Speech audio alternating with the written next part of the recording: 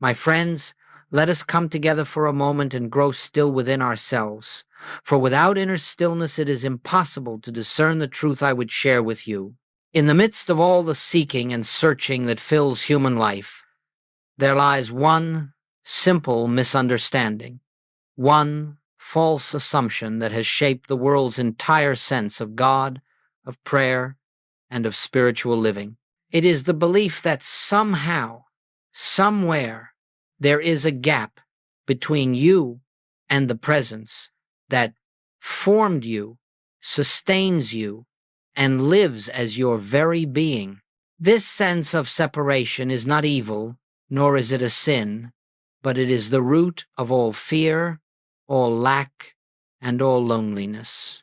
It is the foundation of the world's ceaseless search for a God it imagines to be outside, above, or beyond. Every religion, every philosophy, every method of prayer has arisen from this one belief, that we stand here as finite creatures and God stands elsewhere as infinite creator.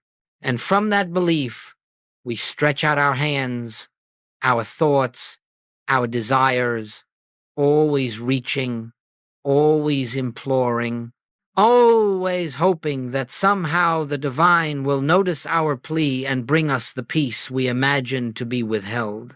But I say to you today, as gently and as clearly as I can, that this search has been in vain, not because God is absent, but because God has never been apart from you. The presence you seek is the very life that beats your heart. The peace you long for is the stillness behind every breath you draw. The love you call upon in your darkest hours is the love that has never once left you, never once failed you, never once separated itself from you. The tragedy is not that humanity has missed God. The tragedy is that humanity has looked everywhere else first. Now, the infinite way has always stood upon one foundational revelation, and it is this: God is not external to your being. God is not a power to be summoned. God is not a presence to be attracted. God is the very essence of your own consciousness, the life of your life, the soul of your soul, the eye of your being. And until this truth begins to dawn in your awareness, your prayers will remain petitions, your spiritual path will remain effort, and your peace will remain temporary. But the moment, yes, the very moment you turn from the outward search to the inward recognition, something remarkable occurs. You begin to feel the faint stirrings of a presence that has always been there, not coming to you, not approaching you, but revealing itself as the one that has never departed. This is the beginning of all true spiritual realization. It is the moment when the mind grows quiet enough, humble enough, receptive enough to hear the ancient truth whispered through the ages: I will never leave thee nor forsake thee. Not because you have earned it, not because you are deserving, but because separation has never been real. And so, in this opening hour together, let us lay aside every notion of distance between ourselves and God. Let us suspend the belief that we must struggle to reach the sacred, for what we seek is already here, closer than breathing, nearer than hands and feet. The I Am that spoke through the prophets, that lived through the Christ, that inspired the mystics of every age, is the same I Am that animates your very being this moment. There is no separation in that which is indivisible. There is no distance in that which is omnipresent. And there is no search required where the truth is already within. This is the revelation we will unfold together, that the I Am, the presence, the Christ of your own consciousness, has been the answer to your seeking from the beginning, and that when this is realized, the search for God ends forever, not because God has been found, but because you awaken to the truth that you were never apart. The I Am before the personal me, asterisk, asterisk. Let us move gently now into the heart of this teaching, for without this next recognition, All the spiritual practices in the world would merely reinforce the very illusion we are seeking to dissolve. The greatest forgotten truth in all of mystical unfoldment is that there exists within you an identity, an I that is older than your birth, untouched by your history, and unbound by the conditions of this world. It is the I am that was present before you called yourself by any name, before you were given any role, any title, any story. And it is this I am that Scripture speaks of when it says, "Before Abraham was, I am." Now, I ask you to listen with the ear of your spirit, not the reasoning mind, for what I am saying cannot be grasped by argument or analysis. It must be allowed to touch that quiet center within you that is always known, always recognized, always intuited that the personal me you carry through this world is not the fullness of your being. From the moment you were born, you were taught to identify with a set of labels: your personality, your habits, your successes and failures, your fears and desires. And over time, these labels solidified into a self you believed yourself to be. But that self, this me, is as changeable as the weather. It grows, it withers, it reacts, it resists. It is affected by praise and wounded by criticism. It is driven by fear and pulled by desire. It is the self that suffers, the self that struggles, the self that prays to something beyond itself for relief. Yet behind that self, beneath it, before it, there stands a presence that has never suffered, never lacked, never feared, and this presence is the I am, the divine identity, which is the same yesterday, today, and forever.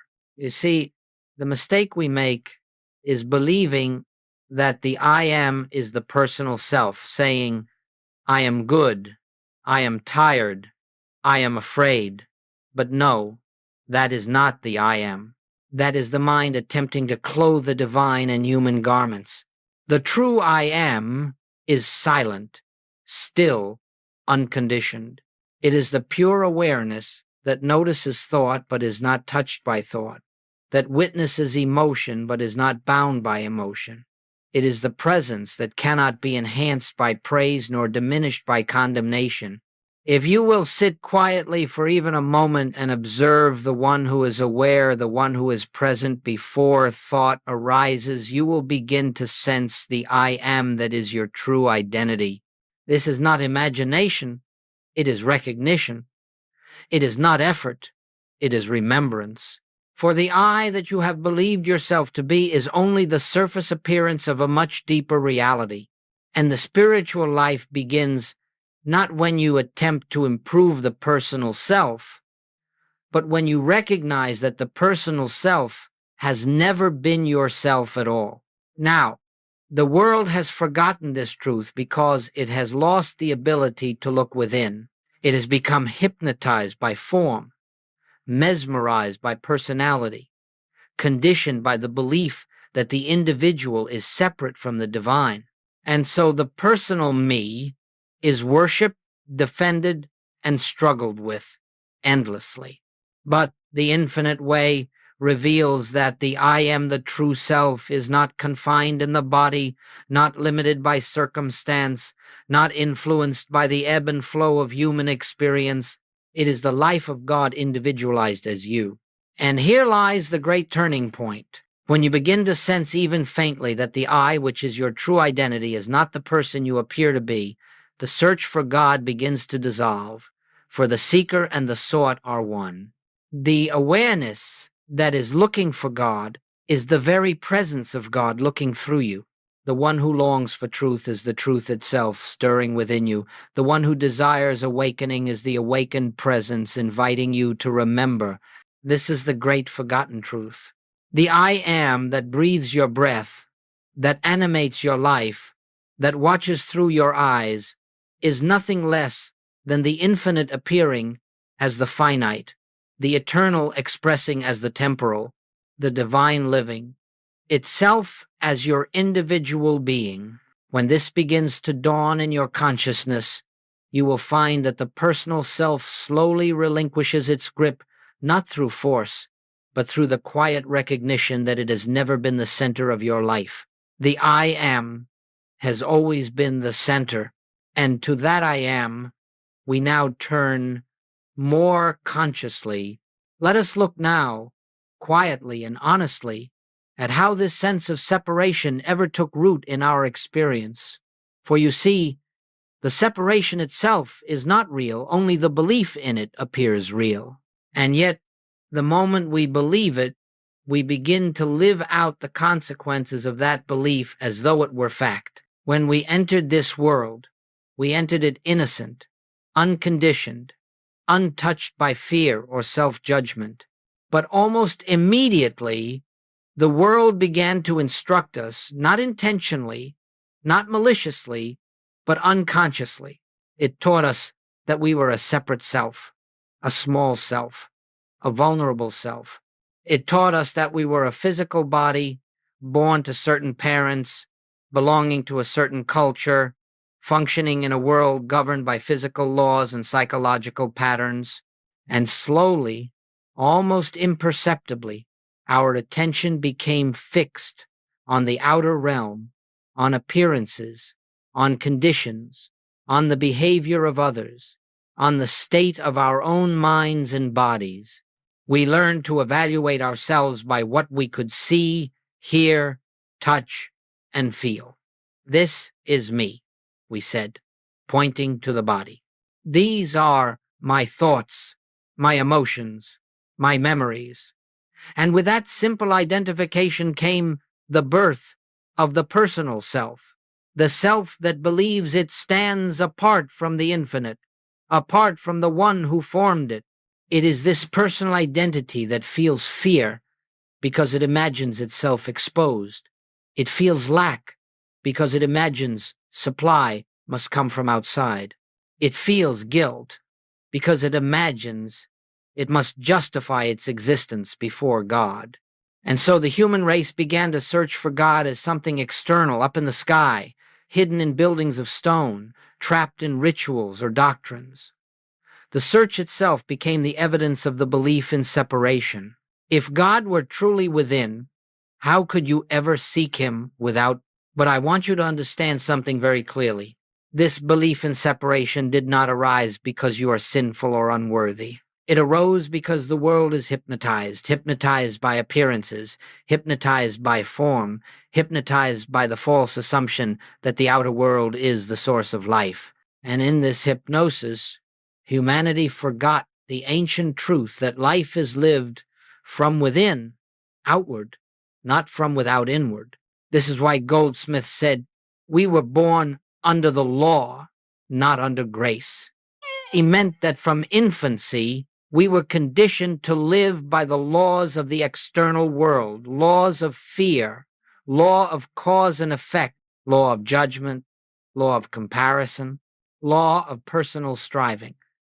And as long as the mind believes itself subject to these laws, it also believes itself separate from the one who transcends them. But the moment you begin to question this conditioning, even slightly, the hypnosis begins to weaken. When you pause and ask, is this personal self truly who I am? The spiritual dawn begins. When you notice that your awareness is present even when thoughts are absent, you begin to sense an identity deeper than the mind. When you taste a moment of stillness, and in that stillness, feel peace without a cause, love without an object, existence without effort, you are touching the edges of your true being. In that instant, the world's story of separation begins to lose its hold. Let me say this plainly. The separation was never real. The belief came from conditioning, and conditioning came from ignorance, not truth. No action of yours created separation, and no action of yours is required to bridge it. Only recognition dissolves it, the recognition that what you are in truth has never been touched by the world's beliefs. And so, As we go forward, we must remember that spirituality is not the process of becoming something better, something higher, or something holier. It is the simple, profound unveiling of what has always been present, the I am that no conditioning could alter and no belief could conceal. In this recognition, the long human story of separation begins gently, quietly, lovingly to fade. Now, once we see even faintly that the sense of separation was never a fact but only a belief, something remarkable begins to occur in our consciousness. We notice that the energy we once poured into the outward search begins to lose its appeal. The endless attempts to reform the world, to fix people, to manipulate circumstances, or to persuade God to intervene, all of this activity begins to feel strangely hollow. And this is a sacred moment, for it marks the beginning of a profound inner turning. This turning is not dramatic. It is not emotional. It is often not even deliberate. It is more like a gentle shift, a softening, a quiet recognition that the answers we seek cannot come from outside ourselves. The infinite cannot be found in the finite. Peace cannot be discovered in the realm of constant change. God cannot be known through external effort, outer technique, or mental striving. And so something in us stops reaching outward and begins to listen inwardly. This listening is the beginning of true prayer, not prayer as the world teaches it, not the pleading, the asking, the persuading, but prayer as communion, prayer as receptivity, prayer as the silent awareness of the presence that is already here. You see, as long as we speak to God, we are inadvertently holding God as separate. As long as we ask for something, we are affirming that something is lacking. But when we grow still enough to listen, we discover that God has been speaking all along, not in words, but in presence. Joel Goldsmith called this the greatest secret of prayer. True prayer is listening, not speaking. Listening for what? Listening for the assurance of the presence. Listening for the peace that says, "Be still and know that I am God." Listening for that quiet inner movement that is not thought, not imagination, not emotion, but the felt awareness of life revealing itself as us. And so, you see, the inner turn is not a technique. It is a releasing of the world's hypnosis. It is a letting go of the belief that the outer world holds your peace, your supply, your health, your fulfillment. When this belief loosens its grip, your attention naturally, effortlessly, sinks back into the sanctuary of your own being. And there, in that inner sanctuary, you begin to sense something you may not have felt before, an underlying presence that does not come and go, a subtle luminosity behind every breath, a quiet strength that is not of this world. When this moment arrives, the spiritual search begins to end, not because God has been found somewhere, but because the seeker realizes, often with great humility, that the one he sought was the one who was doing the seeking. The search ends not in attainment, but in recognition. The outward seeking dissolves, and what remains is the silent awareness of I am closer than breathing, nearer than hands and feet. At this stage, you may still have questions. The mind may still attempt to analyze or grasp, but even that begins to soften, because now you know, at least to some degree, that the great treasure is not outside yourself. You begin to understand why Jesus said, "The kingdom of God is within you," not within the body, not within the mind, not within the personality, but within your consciousness, within that very awareness which right now is hearing these words. This is the sacred turning point. It is the quiet beginning of the end of separation. It is when the soul awakens to its own source and begins to follow a new inner rhythm, a new inner guidance, one that comes not from the world, but from the eternal that has always been your life. As we turn more fully within, something begins to unfold, something not born of thought, not born of imagination, but born of the spirit itself. We start to sense, almost like a fragrance in the air, that the presence we seek is not separate from the one who is seeking. The divine life we long for is not something to acquire. It is something that has been living us, breathing us, sustaining us from the very beginning. And it is here that we begin to touch the true meaning of I am. The I am is not the personal self declaring, I am strong, I am weak, I am spiritual, or I am sinful. All of these are mental garments, labels placed upon the infinite light. No, the true I am stands prior to all description. It is the pure awareness of being itself. It is the I that remains when every thought subsides, when every emotion dissolves, when every role and identity falls away. It is the I that was present before you were given a name, before you were taught who you were supposed to be. This I am is the Christ, not a person, not a historical figure confined to space and time, but the presence of God individualized as you. It is the divine consciousness localized in your awareness, the infinite expressing through the appearance of a finite form. When Jesus said, I and the Father are one, he was not speaking of a unique privilege. He was revealing the nature of this I am one with God, inseparable from God, an expression of God. And so you must begin to feel, not merely believe, that the I that is aware of this moment is not the mortal self. It is not the mind that thinks, nor the body that ages, nor the emotions that fluctuate. The true I is the presence that watches the mind, that witnesses the body, that beholds the emotions. It is the silent observer, the eternal life behind all appearances. This I cannot be harmed, cannot be sick, cannot be lonely, cannot be impoverished, for this I is spirit, pure and perfect. Now, this recognition may come gently, like a soft dawn spreading across the horizon of consciousness. You may not feel it all at once, but as you continue to rest inwardly, without effort, without strain, you will begin to detect a certain aliveness, a quiet, luminous presence that is always here, whether you acknowledge it or not. It is not emotional. It is not dramatic. It is not accompanied by visions or sensations.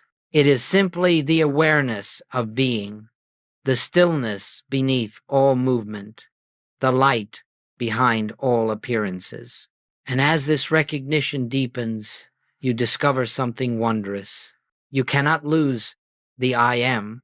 You cannot be separated from the I am. You cannot improve the I am, nor can you diminish it. For the I am is God being you. It is the life that animates every cell of your body. It is the intelligence that guides every function. It is the love that draws all things into harmony.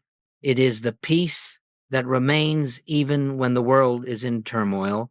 When you say I, you are uttering the holiest name of God, not the personal I, but the divine I, the universal I, the I that has no opposite, and your spiritual life will unfold in direct proportion to your willingness to abide in this recognition, to return again and again to the simple awareness, I am. This is the secret that dissolves fear, ends the search, and reveals the kingdom already within you, not because you have attained anything, but because the one who lives as you has finally been recognized. Recognizing the I am in daily life. Asterisk, asterisk. Now, my friends, let us come to something very practical. Not practical in the worldly sense of technique or method, but practical in the spiritual sense of living from truth rather than merely hearing it. For it is one thing to glimpse the I am in moments of quiet contemplation, but it is another to carry that recognition into the ordinary movements of daily life. Yet this is precisely what brings transformation, not the accumulation of knowledge, but the steady remembrance of what you truly are. The practice I speak of is not a discipline imposed by the mind. It is not a ritual, a formula, or a technique. It is nothing more and nothing less than a gentle returning of attention to the I am whenever you notice yourself slipping back into the hypnosis of the personal self. And I assure you, this slipping will happen daily, for the mind is conditioned by centuries of belief in separation.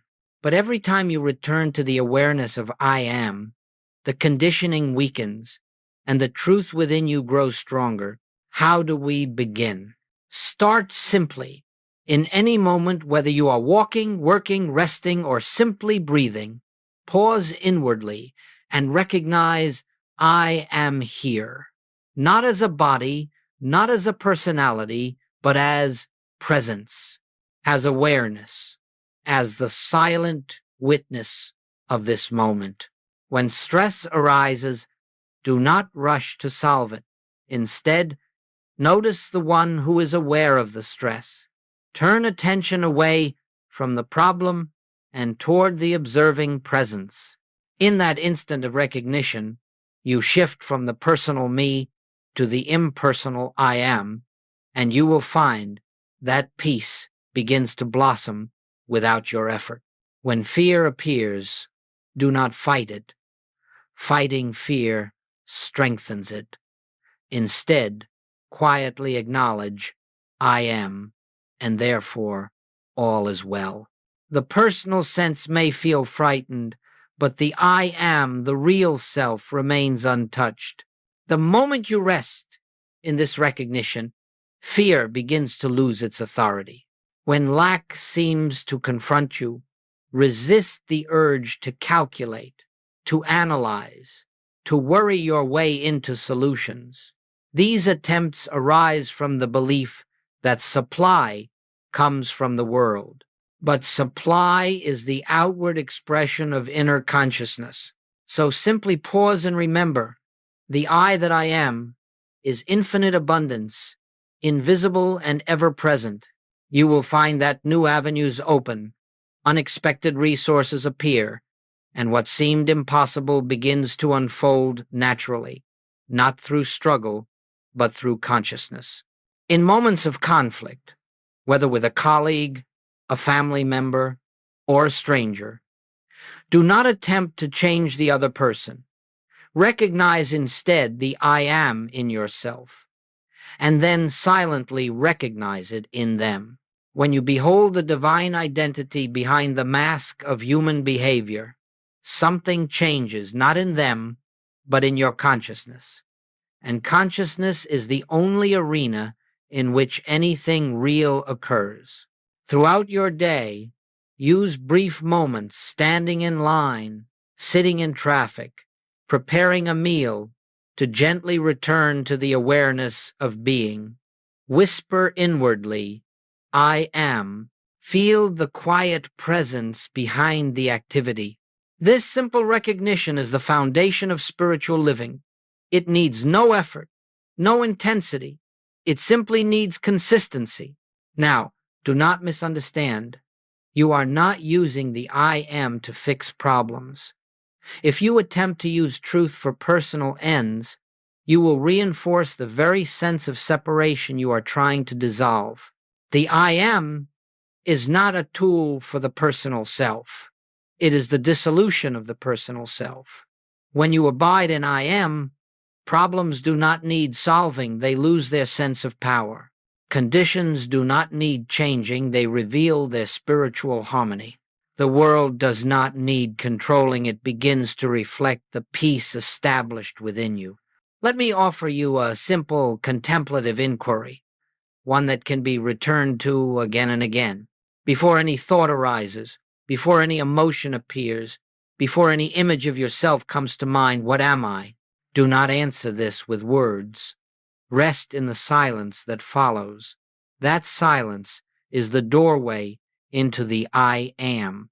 You will find, as you practice in this way, that daily life becomes infused with a depth of peace you have never known. Problems do not vanish, but your relationship to them changes so profoundly that they cease to dominate your experience. The world continues to move, but you no longer move with its turbulence. You begin to live from the center, not the circumference, and in that center, the I am abides eternally. When the false self fades, asterisk, asterisk. As we continue this inward journey, something begins to unfold that cannot be forced and cannot be hurried. It is the gradual dissolving of the false self, the personal sense of me, that has walked through life carrying its fears, its burdens, its private anxieties, and its endless sense of need. This fading of the false self is not an accomplishment. It is a natural consequence of abiding in the truth. When the light of I am grows clearer in consciousness, the shadows that once appeared so real begin to recede on their own. You see, fear is never overcome by resisting it or by fighting it. Fear is the direct result of believing that we stand alone, that we are vulnerable creatures navigating an unpredictable world. Fear is the child of separation. But when the true I is recognized, the I am that is one with God, fear has nothing left to hold on to. It cannot survive in the presence of that which knows only oneness. Fear belongs to the personal self, not to the I am. And the moment your attention shifts from the personal to the impersonal, from the finite to the infinite, fear begins to loosen its grip without any struggle on your part. Even need dissolves in this way, not because we deny the human picture, but because we no longer accept the human picture as the final truth. The belief in need arises from the assumption that supply is external, dependent on people, conditions, opportunities, or circumstances. But the I am is the source and substance of all supply. When you recognize this, you find that your sense of lack softens, and with it, the anxiety that lack creates. The fullness of God does not enter your life from the outside. It reveals itself from within, as the consciousness of I am takes its rightful place at the center of your being. Now, let us speak plainly. The false self does not disappear all at once. Its patterns may still arise. Old fears may still whisper. The mind may still leap to conclusions based on appearances. But each time you catch yourself identifying with this personal me, each time you pause and return to the awareness of I am, a veil is lifted, a layer of illusion is removed, and little by little, what once felt heavy begins to feel lighter, until eventually the false self no longer commands your allegiance. This is why Goldsmith said, over and over, that our work is not to fix conditions, but to recognize the truth behind them. For conditions are merely the shadows cast by belief. They have no real power of their own. Disease, conflict, limitation, disharmony, these are appearances. And appearances are never the presence of truth. When you withdraw the belief that they have power, they begin to fade. Let me say this clearly. You do not overcome fear by trying to be brave. You overcome fear by knowing that the I that you are is fearless. You do not overcome need by accumulating things or securing your future. You overcome need by realizing that the I am is infinite abundance expressing as your very being. You do not overcome loneliness by seeking companionship. You overcome loneliness by realizing that the presence is closer than breath and that the self that lives you is never alone. When the false self begins to fade, what emerges is a quiet confidence, not confidence in the personal me, but confidence in the presence that goes before you, that surrounds you, that lives as you. You begin to feel safe in a way you may never have felt before, not because circumstances have changed, but because you no longer look to circumstances for safety. You begin to feel guided not because a voice speaks to you in words, but because an inner rightness reveals itself moment by moment. You begin to feel fulfilled not because desires have been met, but because the sense of lack itself has dissolved. This is the miracle of spiritual awakening. It is not the changing of the outer world, but the dissolving of the inner illusion. And as the false self fades, you discover that nothing was ever missing. Nothing was ever broken. Nothing was ever separate. The I Am has been whole, complete, and perfect from the very beginning. And now, little by little, you are beginning to live from that wholeness. As the false sense of self fades and the light of I Am begins to illumine your awareness, life itself takes on a very different quality. Not because the world suddenly becomes perfect, but because you are no longer living from the world. You begin to live from the center, from that divine presence, which is your true identity, and from that moment onward, the entire spiritual journey changes. No longer are you a seeker. No longer are you one who strives to attain God, to reach God, or to convince God, for you have discovered that the one you sought has been the one who was living you all along. This is the great paradox of spiritual awakening. The search ends not when God is found, but when the seeker disappears. When the I Am is recognized as your own being, the longing for something external evaporates. You are not reaching outward for peace. You are resting in the peace already within you. You are not begging for guidance. You are listening to the stillness that has always guided you.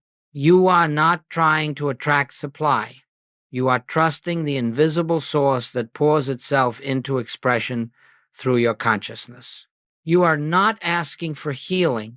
You are recognizing the wholeness that was never impaired. And as this recognition deepens, you begin to discover another beautiful truth, that life lived from the I Am unfolds through grace, not through effort.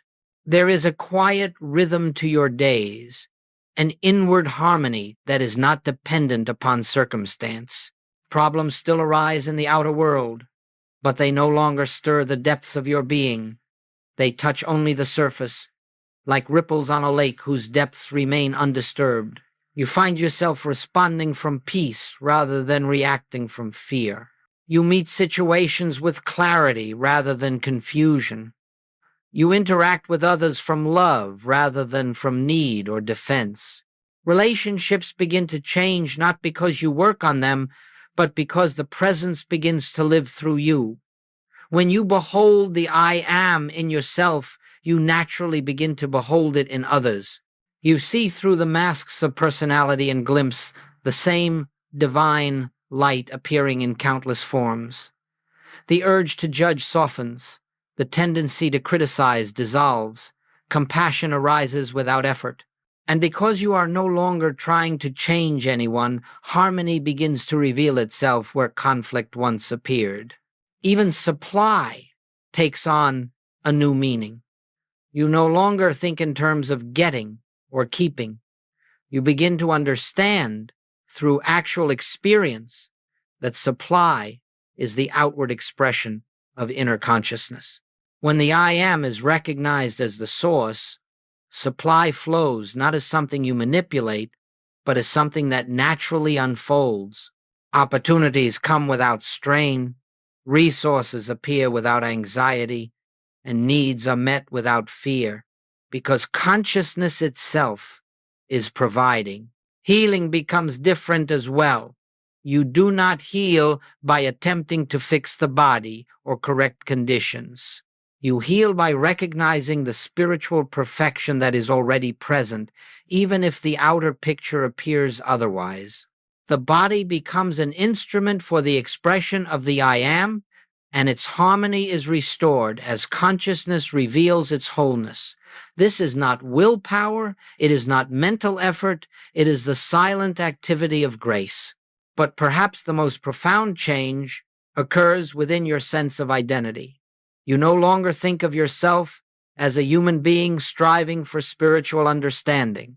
You begin to feel from within that you are a spiritual being appearing as a human experience. You are not the mind. You are not the emotions. You are not the body. You are the awareness in which all of these come and go. You are the I am that is eternal, unchanging, indivisible. And as this reality becomes more constant, you notice something extraordinary. The desire to seek God fades, not because you have grown indifferent, but because you have awakened to the truth that God is the very essence of your being. Seeking implies distance. Realization reveals oneness. The search ends, not in attainment, but in quiet recognition. In this state, you do not stop living your human life. You work, you love, you serve, you create, but you do so from a deeper foundation. You do so from presence rather than from personality. Your actions become expressions of the inner I am, not attempts to secure your good. Your decisions arise from intuition rather than from fear. Your life becomes a continuous unfolding, guided by the invisible currents of spirit. This is the life of realization, not dramatic, not miraculous in the worldly sense, but profoundly peaceful, inwardly free, deeply stable, and quietly luminous. It is the life that begins when you know, with certainty, that the I am within you is the very presence of God, and that you have never, even for a moment, been separate from it. As we come gently to the close of this time together, let us rest in the assurance of what has been revealed, not as new information, not as something acquired, but as the uncovering of a truth that has lived within you from the beginning.